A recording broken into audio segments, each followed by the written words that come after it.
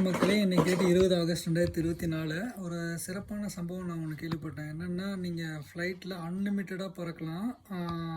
Yearly subscription எடுத்துக்கிட்டால் வெறும் 500 euro கட்டினா போதும். விஸ் ஏர் அப்படிங்கிறது இது ஒன்லி யூரோப்பியர்களுக்கு மட்டும்தான். இப்படி இந்த மாதிரி பண்ணுறதுனால இது என்னென்னா 72 மணி நேரத்துக்கு முன்னாடி பண்ணணும். நம்ம டிக்கெட் புக் பண்ணணும் அந்த ஃப்ளைட்டை கிளம்புறதுக்கு முன்னாடி.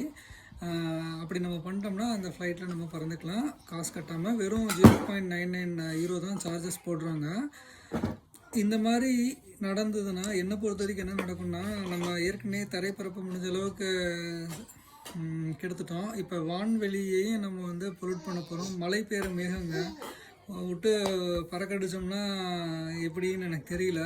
இதை பற்றி உங்களோட கருத்துக்களை போடுங்க. இது வந்து நல்லதாக கெட்டதுன்னு என்னை பொறுத்த வரைக்கும் 100% இது சரியில்லை தான். நன்றி.